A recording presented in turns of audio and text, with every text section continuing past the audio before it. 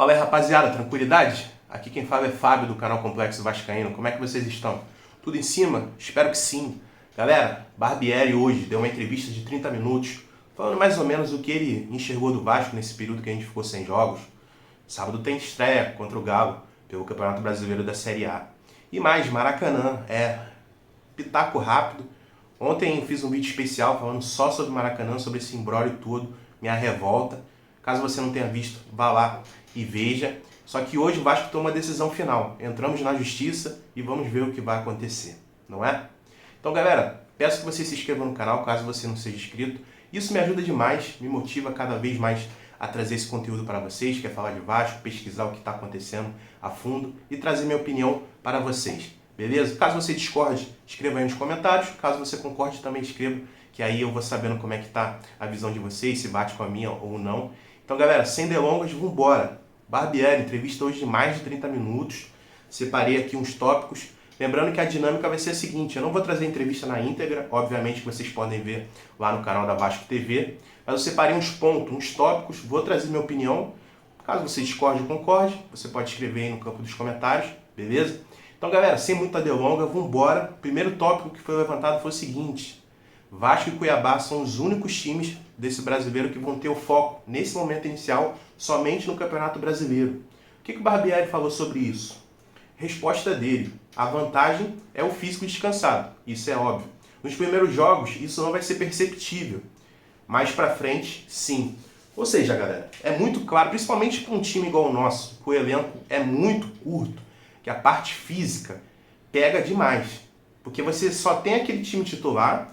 Caso um jogador se machuque, o que entra no banco muitas vezes não entrega o que a gente está acostumado a ver com o titular. Um ponto assim, para dar um exemplo específico para vocês, na lateral esquerda, o Piton. Caso ele se machuque, vai entrar o PV. Cara, o nível do PV comparado ao Piton é muito baixo, sabe? Então, cara, esse ponto realmente é muito interessante. Se for pegar um lado positivo de toda essa desgraça que aconteceu, principalmente da eliminação contra o ABC, um ponto positivo é esse. Os jogadores, nesse começo do campeonato principalmente, vão ter sempre uma semana de descanso entre os jogos. Ou seja, o Vasco joga no sábado, só depois, no outro final de semana, que joga contra o Palmeiras. Então, realmente, se a gente for pegar um fator importante, um ponto positivo, no meio dessa desgraça toda que infelizmente aconteceu, é isso. A parte física do Vasco vai estar sempre como? Inteira. E é como ele falou, talvez no começo do campeonato isso não seja perceptível, mas lá para metade, times que têm elenco curto, sabe? Tem vários, diversos aqui no Brasil, tirando Atlético, talvez Flamengo, Palmeiras, talvez o Fluminense também. O resto do elenco é tudo curto, ou seja, esses jogadores estão jogando muitos campeonatos. Agora no começo pode ser que mais para frente o Vasco se beneficie disso, porque os jogadores estão tendo um período maior de recuperação. Vamos ver, rapaziada. E sobre camisa 10, tão falado no Vasco, foi levantado esse ponto na entrevista e ele respondeu mais ou menos assim: o Vasco está buscando, como o Paulo Brax disse na entrevista que deu essa semana, mas já que não tem, ele busca as soluções. Muito claro isso. O Vasco hoje joga com 3 volantes, a gente joga com o Jair, com o Rodrigo e com o Andrei. Eu acredito que se a gente tivesse um camisa 10 decente, ele seria titular, mas como não tem, ele falou que ele está adaptando o Vasco para isso. E ele falou que o Marlon pode fazer essa função de camisa 10. Eu também acho que o Marlon pode fazer essa função de camisa 10. No Sul-Americano Sub-20, ele deu muitas assistências, entendeu? Talvez o Barbieri possa moldar ele para jogar nessa posição, mas eu não me assustaria se o Galarza aparecesse jogando de camisa 10. Tá, eu posso estar maluco, mas cara, o Galarza num jogo treino que teve, acho que foi contra o Tupi, fez 3 gols, e contra o Rezende, deu uma assistência pro gol do Gabriel Peck. Então, cara, tá muito visível ali que o Galarza, ele tá chegando bem na frente, tá chegando no ataque.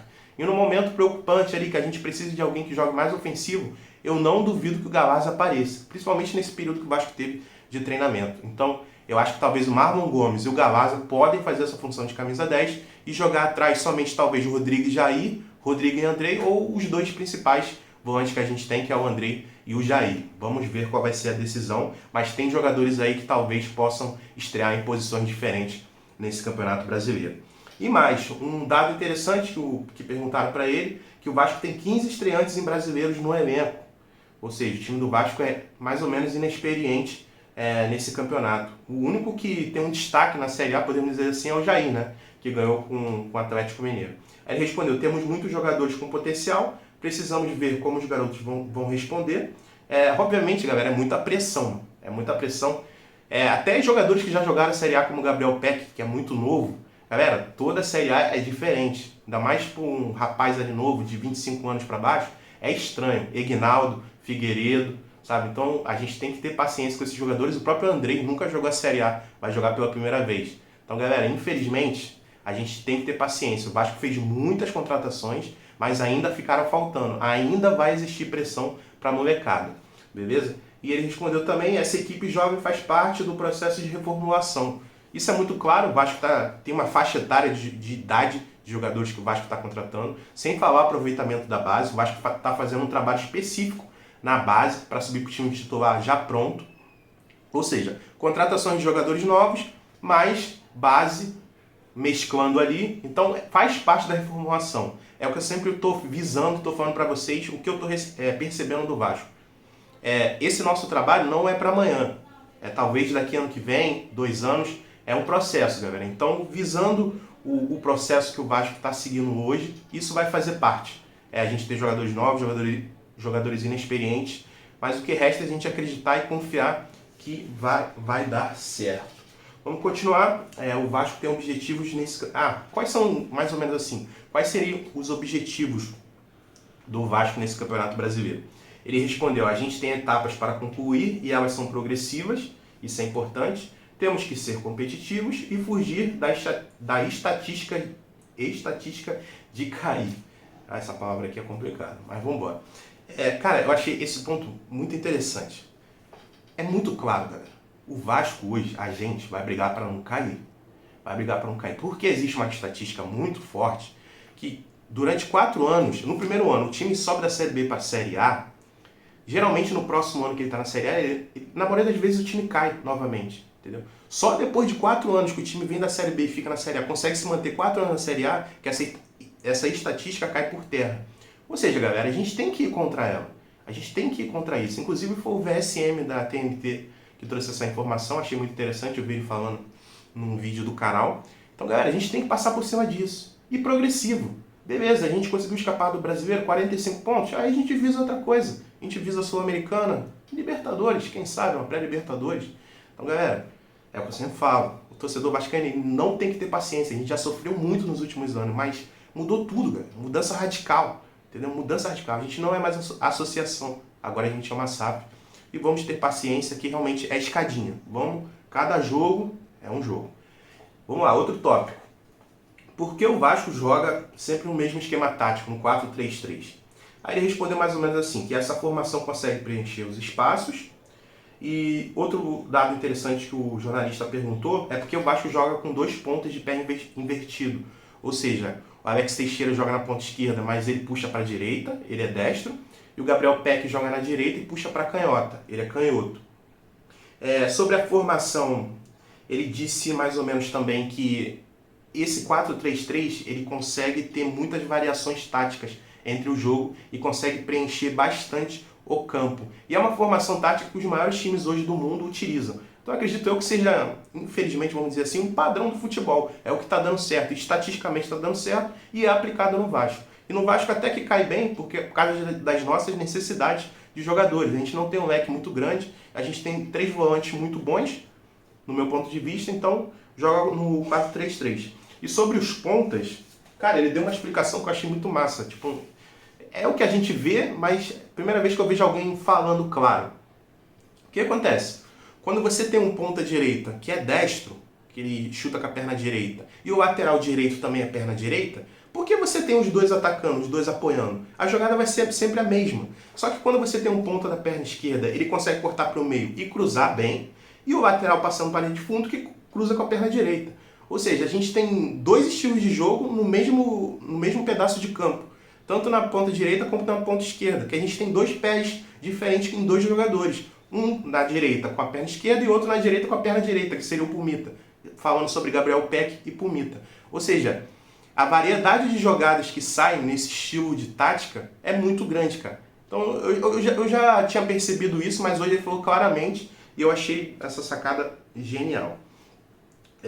Essa sacada de fala, né? O jeito que ele explicou. Vamos lá, vamos continuar. Como é voltar a jogar uma Série A, no caso o Vasco jogando a Série A, né, depois de 2 anos na Série B. Os tópicos que ele levantou são mais ou menos o seguinte, que o jogador gosta de jogar nesses jogos maiores, coisa que vai acontecer muito nesse Campeonato Brasileiro. Esse Campeonato Brasileiro vai ser muito disputado, temos vários times aí, principalmente os que subiram, né, que são campeões brasileiros, Bahia, Cruzeiro, Vasco, Grêmio, sabe? Então só vai ter jogo decisivo, cara. São jogos que o jogador quer jogar. Isso é muito claro. O jogador sempre dá entrevista falando que gosta de jogar esses jogos. É natural. Ele falou também sobre o Atlético, que individualmente é muito forte. Isso é muito claro. O time do Atlético tem Hulk, Pedrinho, Paulinho, o nosso cria. Então realmente tem muitos jogadores. Ele tocou um tópico também só nessa pergunta. Ele foi falando, foi dando vários tópicos. Que o Vasco tem que aproveitar bem os dias sem jogos, com certeza. Aliás, que o Vasco aproveitou bem. Pô, se não aproveitasse 3 semanas sem jogar. E por último, nesse tópico, ele falou que o Orediano cresceu muito nesse período, o Marlon também. Lembrando que o Orediano foram 3 gols, né? Se eu não me engano, nesse último amistoso, esse último jogo treino que a gente fez. Eu também acredito, cara, eu já comentei já num vídeo que eu fiz perfil, né? Um vídeo de 2 dias atrás, que eu falei sobre o Jair e o Orediano.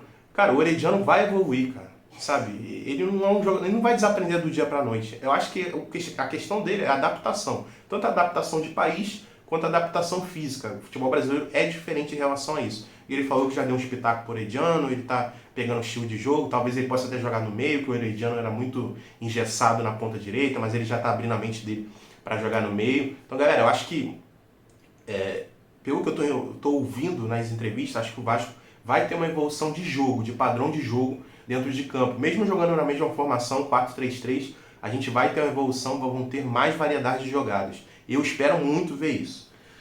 Vamos lá, outro tópico levantado que o Atlético vem de muitos jogos, como vai ser enfrentar eles. Aí ele citou que já ficou sabendo que alguns jogadores do Galo já estão sendo poupados e que o ritmo está muito intenso para eles. Lembrando que o Galo está jogando Libertadores, Copa do Brasil, Campeonato Brasileiro. Ou seja, cara, eles vão ter que poupar jogadores. Espero que poupem contra a gente. Entrando jogadores reservas que não tem ritmo de jogo. Cara, o Vasco tem tudo para uma vitória ou arrancar um empate jogando muito bem, sabe? Então, galera, estou muito ansioso. Tanto se o Galo jogar contra o time titular, se jogar com o time reserva ou poupando alguns jogadores, vai ser uma experiência top para o Vasco. A gente vai ter mais ou menos uma noção da evolução, do que aconteceu. E você lembra do jogo contra a Atlético, que a gente perdeu 2-0. Galera, jogo treino, os caras não vão dar a vida. Ninguém vai botar a perna ali para quebrar a perna num jogo treino, sabe? Então vamos ter paciência e vamos ver como é que vai ser, independente do time que o Galo venha. Bastante coisa, ainda tem 3 folhas aqui, vou dar uma acelerada. Ele falou que na Série A, essa Série A vai ser mais... O tópico levantado foi que essa Série A vai ser a mais difícil de todas. E ele falou que concorda, que realmente vai ser, mas vamos ver como as equipes vão lidar com isso. Esse ano não vai ter vida fácil. Como eu já citei aqui, realmente, esse ano não vai ter vida fácil. Tem muitos campeões. Acho que vai ser o Campeonato Brasileiro tradicional, que é o Campeonato Brasileiro lá de 2003, 2004, que todos os times grandes estavam na Série A, coisa que não vem acontecendo muito nos últimos tempos. Então, galera, vai ser muito disputado. Ou seja, todo jogo é final. Todo jogo é final. Por isso que a gente for pegar o lado positivo da desgraça, da eliminação da Copa do Brasil, que o foco vai estar sempre 100%. Acabou um jogo contra o Atlético, já pensa no Palmeiras. Acabou o Palmeiras, já pensa no Bahia. Entendeu? O foco vai estar 100% nas rodadas. Cara, o Vasco tem que apresentar um bom futebol. Os jogadores vão estar pensando só nisso. Entendeu? Só nisso. Então, cara, minha expectativa é muito grande. Mesmo com o nosso time limitado, principalmente no ataque, minha expectativa tá muito alta. Próximo tópico.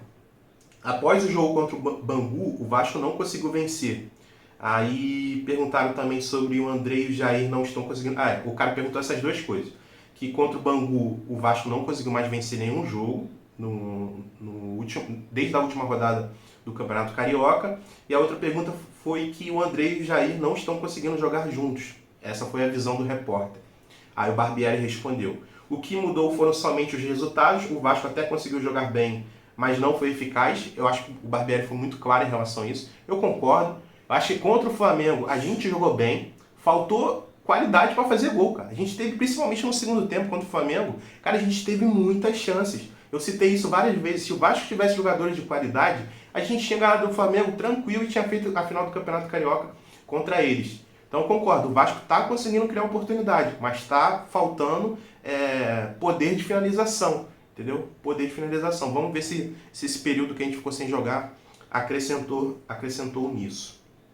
Aí, deixa eu ver aqui. Aí ele falou sobre Andrei e Jair jogarem juntos, ele falou que discorda e acrescenta que esse período sem jogos aumentou a química deles. Galera, eu tenho uma opinião sobre isso, que é o Jair e o Andrei, eles precisam de jogadores no ataque para fortalecerem eles. Eles são jogadores muito ofensivos, mas, cara, chega na parte da frente, não tem tabela, não tem jogada. Talvez com a chegada de um camisa 10, isso possa melhorar. Talvez com a entrada do Orediano, um jogador de mais qualidade do que o Gabriel Peck, isso possa melhorar. Cara, diversas vezes você vê o Jair chegando, ele dá o passe, ele continua correndo, ele não recebe o passe na frente, sabe? Então tá faltando essa maldade, vamos dizer assim, maldade boa dos jogadores que jogam na frente, sabe? Mas vamos ver, pode ser que tudo mude, pode ser que Alex Teixeira jogue muito, pode ser que Pedro Raul deslanche, pode ser que o Gabriel Peck também seja o ano dele, como ele já falou que ele quer que esse ano seja o ano dele. Tudo é possível, galera. Campeonato Brasileiro, cara, saindo um pouquinho da entrevista aqui agora, eu já vi diversas vezes, cara. Times que nem chegaram nas semifinais dos estaduais, chegavam no Campeonato Brasileiro, conseguia pegar sexto, quinto lugar. Então, galera, por enquanto, é um ponto de interrogação enorme, enorme. A gente não sabe o que vai acontecer.